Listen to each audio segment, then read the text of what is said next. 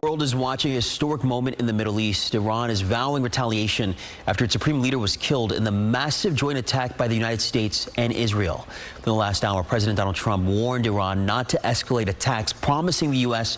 will strike back, quote, with a force that has never been seen before. Thank you for joining us at 11. I'm Cecil Hannibal. Iran state media says its supreme leader was at his compound in Iran's capital when the initial attack began. Reports say the death toll exceeds more than 200 people. The head of Iran's Revolutionary Guard, a top security advisor, Iran's chief of army staff and defense minister were among those killed. Tonight, Iran's parliament speaker called the U.S. and Israel, quote, filthy criminals who will face devastating blows. Our Get the Facts data team put together the locations that were targeted in this operation. This map shows strikes on at least 30 nuclear sites and 17 missile sites in Iran. These come as the U.S. and Iran make no progress on a deal over Iran's nuclear program.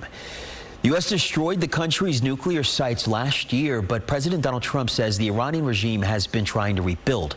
Now he is urging people in Iran to take action. When we are finished, take over your government. It will be yours to take. For many years, you have asked for America's help, but you never got it. No president was willing to do what I am willing to do tonight. This is the moment for action. Do not let it pass. As Alice Barr reports, President Trump says the strikes will continue. In an explosion of violence in Iran, the U.S. and Israel launching airstrikes targeting the country's missile and nuclear programs and senior leadership, with Iran now confirming its supreme leader, Ayatollah Ali Khamenei, is dead. He led an intensely repressive regime in Iran for nearly 40 years. Earlier today, President Trump spoke directly to the Iranian people. When we are finished, take over your government. It will be yours to take. Iran's foreign minister had pushed back in an NBC News interview this morning. Well, I think this is mission impossible. For regime change. Iran is retaliating, firing attacks toward Israel and U.S. military bases in the region. President Trump monitoring closely with his national security team and speaking with Israel's prime minister, who argued this war will lead to true peace. Senior Trump administration officials telling reporters Iran was threatening American forces in the region with potential missile strikes, and the U.S. acted preemptively with the long-term goal of preventing Iran from rebuilding its nuclear program after U.S. and Israeli strikes last year. The president saying diplomacy was not working in ongoing nuclear talks. We will ensure that Iran does not obtain a nuclear weapon. It's a very simple message. Anti-war demonstrations breaking out in American cities as the world waits for what's next. In Washington, Alice Barr, NBC News. Lawmakers in both parties are now calling for a war powers vote in Congress and a detailed briefing on the attack. Tonight, there are mixed reaction from leaders across our state. We'll start with Governor Gavin Newsom, who released this statement saying in part, quote, President Trump is putting Americans at risk abroad because he is unpopular at home.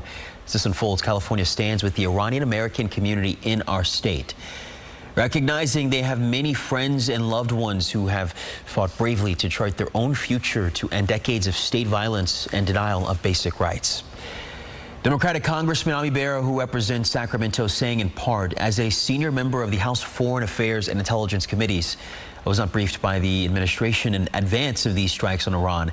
The administration has not presented a clear case to the American people, and it did not seek authorization from Congress.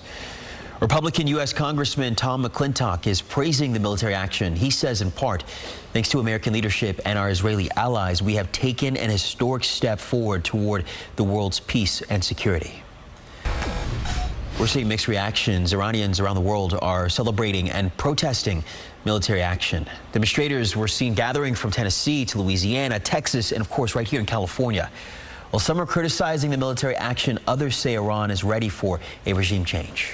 The United States is wasting trillions of dollars, $1 trillion every year, so billions of dollars all the time, every day, on foreign wars that don't do anything for us, that don't benefit us. We don't want a theocracy anymore. We want a separation of church and state. We want democracy, the end of terrorism, and we want the world to pay attention and be with us. KCRA 3's Anahita Jafari is in the studio tonight. So, Anahita, you spoke with Iranian Americans here at home who support the president's decision to strike Iran. Yeah, that's correct, Cecil. Many Iranian Americans we spoke with say they support the action and want people to understand why they believe it was necessary. They told us they see it as a response to years of conflict. For many Iranians here and overseas, this moment is something they have been hoping to see for decades. It's simple. We got rid of Middle Eastern Hitler. A dream that Nima Nabavian has been holding on to since childhood, unable to return to the place he once called home. And it's been really difficult for quite some time. I haven't seen my family for over 17 years, and this might be the opportunity we actually do get to see them. An opportunity some Iranian Americans say they never thought they'd see. Right now, even my own family members are out in the streets, celebrating. There's fireworks going on. They're dancing, right? And to them, this is their VE day. As tensions rise, the big question remains: what comes next? We turned to an expert to find out. Basically, for the first time, Iran is people is feeling free, and that's I hope they can keep this going on. As President Trump said, this is the time the people will take their country back. Dr. Hamidi, are you worried about any backlash from Iran? I don't think so, because majority of Iranian people inside and outside, they don't like the ideology of this regime. Others agree. And I think after today's attack, the Iranian regime has been a lot weaker than it has ever been. And now is the time for the Iranian people to rise up against the regime and finally take back our country after 47 years. As an Iranian American yourself, what has been your reaction of the past 24 hours? I was relieved. I was worried about the people, and because we don't want the people to get injured, they lose their life, but it was no other way to do it. Supporters say they want Reza Pahlavi, the son of Iran's former king, to return and help guide Iran after the current regime.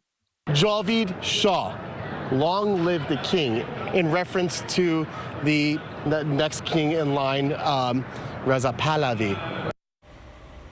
While opinions remain deeply divided, supporters we spoke with say they're hopeful for change.